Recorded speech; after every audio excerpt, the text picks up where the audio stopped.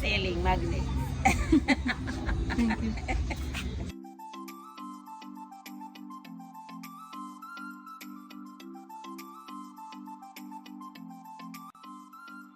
এই যে কালো রঙের শোপিস গুলো রয়েছে আফ্রিকাতে নাকি এই কালো রঙের একরকম গাছ পাওয়া যায়, সেই গাছের দিয়ে তৈরি কিন্তু এই শোপিস গুলো। আর এগুলোতে নাকি কোনো রকম কালার ইউজ করা হয় না। তো আজকে আমরা এসেছি, এখানে একটা আর্ট মার্কেট রয়েছে সেখানে, যেখানে অনেক রকম শোপিস পাওয়া যায়, ড্রেস পাওয়া যায়, আর্ট পাওয়া যায়, মানে ক্যানভাসে যে আটকানো থাকে সেগুলো। তো অনেক কিছু পাওয়া যায় অ্যাকচুয়ালি।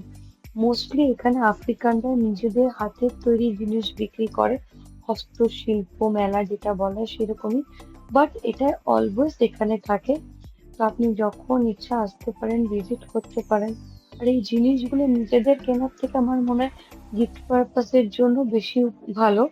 কারণ আমার দেখে মনে হয় এগুলা যেহেতু আফ্রিকানদের হ্যান্ডমেড, তো গিফট পারপাস ইউজের জন্য খুব ভালো হবে।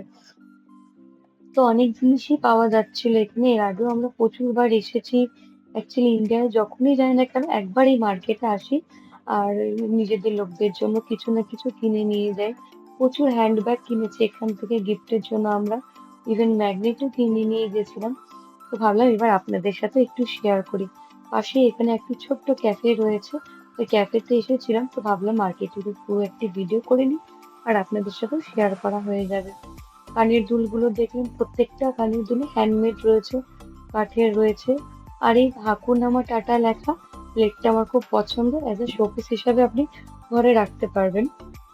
বাট জিনিসগুলোর দাম কিন্তু প্রচুর প্রচুর দাম। আর এই ছোট ছোট কাপগুলো খুব কিউট লাগছিল দেখতে।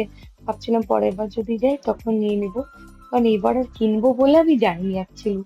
তো কেনার জিনিস যখন মাথাতে নিই তখন আমি কোনো কিছু কিনি না। যাই হোক, তো ঘুরে ঘুরে দেখছিলাম অনেক জিনিস আছে। তো আপনারাও দেখতে থাকুন, যদি ভালো লাগে প্লিজ লাইক করবেন এবং শেয়ার করতে ভুলবেন না। পুরো ভিডিওটা এনজয় করুন।